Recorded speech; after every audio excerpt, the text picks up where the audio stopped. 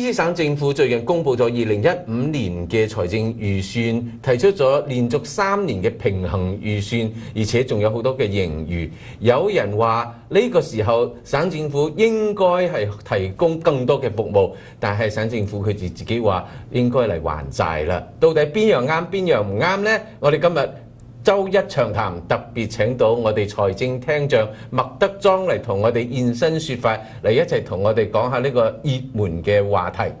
Mr. Minister, how are you? BC, great to be here. How are you? I'm fine, and you have been so busy. I know right after you present the budget in Victoria, you have been on roadshow, going everywhere. It's a roadshow, but it's New Year's, Chinese New Year, Gang Hei Yeah. Fat Joy. Oh, thank you very much. Let's get right into the budget things. I started the program in Cantonese by saying that some people think that with so much surplus, it's time to increase service because that's the function and that's the responsibility of the government. But you said, no, we need to pay back all the debt. Can you give us a bigger picture of how you make that decision? Yeah, it's for me, not a difficult decision, but I also understand that when you begin to post surpluses for the current fiscal year, 900 million, maybe even $1 billion, people are immediately drawn to the discussion, lots of great ideas about how to spend the money. But what I remind the people watching is for 4 years, when times weren't so good, we borrowed money to pay for services. I call it borrowing to pay for the groceries. Mm-hmm. And governments get into a lot of trouble because they're very good at borrowing money and they never get around to paying it back. So the first thing that we have to deal with is paying back the almost $4.5 billion that we borrowed between 2008 and 2012 when times weren't so good. Mm-hmm. You have used the term borrowing to pay for the groceries quite a few times. Can you explain what you mean by borrowing money to pay for the grocery? So in government, there are two dimensions to the budget. There's the operating cost, the services, the education, the healthcare, the public safety, all of those services that we provide to people on a year-to-year basis. That's costs about $45 billion in a year. Mm-hmm. There's another part of the budget called the capital or infrastructure budget, where we build things. We build new roads, we build schools, we build hospitals. We still borrow to build those assets that serve for generations. When I talk about the groceries, I mean the costs associated with those services that we consume every day and through the year. I believe, Premier Clark believes, our government believes, that we need to keep our spending on the service side in check so that we're not spending more than we receive from the taxpayers. And when we don't do that, then we end up borrowing for services that we consume today. And when we borrow that money today, we're really saying to our children and grandchildren, we want you to pay for the services that we get today. I don't think that's a good idea. So am I correct to say that actually when you present the budget every year, the budget is on the grocery side?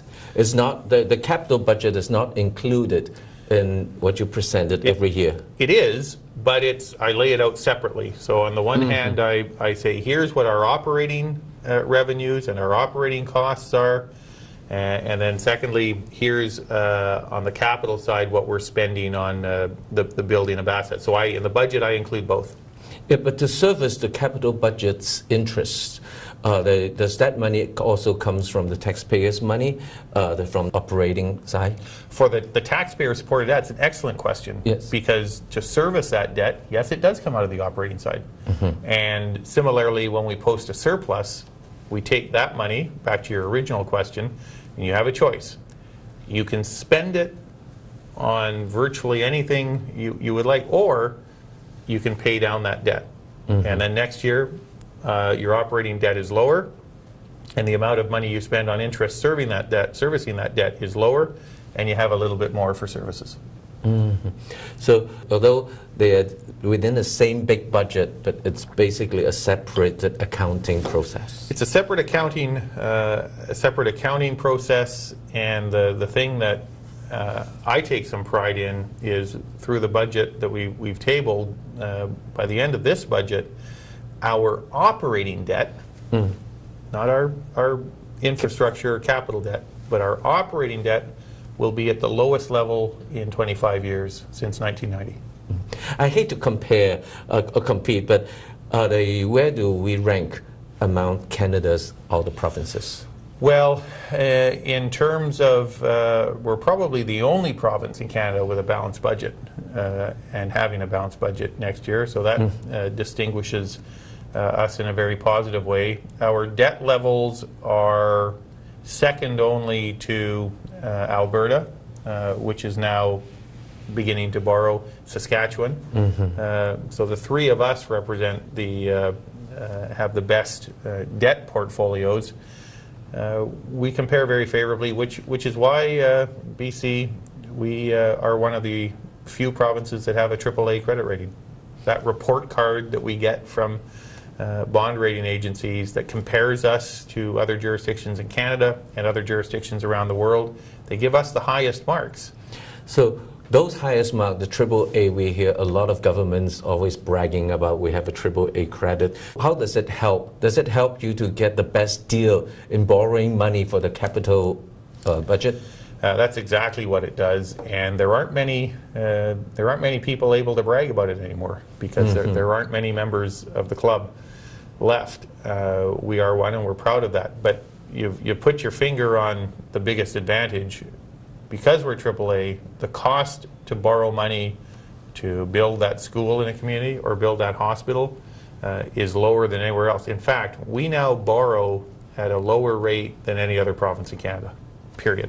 The healthcare budget. The healthcare budget is one of the biggest items. It takes over 41.6%. While you increase some expenses or increase the budget a bit, the people only look and feel that they have to increase their premium every year. You have said that this is a kind of like a monster that the costs keep growing and growing. Can you share with us what are the major costs that drives this the care budget up every year that you have to increase the premium? Well, let's talk about the magnitude of the increase first. So. Just over 10 years ago, we had a healthcare budget of about $7 billion. It's closing in now on $18 billion. So it's more than doubled, getting close to tripling. What contributes to that? Pharmaceutical costs, wage costs of the professionals, procedures, equipment. It's all more expensive. The technology that's evolving is wonderful. The MRIs, the diagnostic equipment, but it's horrifically expensive. And yet we want to have the best possible services available for British Columbians. We're getting older, so our utilization rates are increasing. I don't know about you, as a 20-year-old, I didn't worry about going to the doctor too much. Now that you're 30, you're probably going a little more often, right? I mean, as we get older, our visits to the healthcare facilities increase. So all of that is contributing to costs. And I just want to say this, BC, because you quite properly raised it.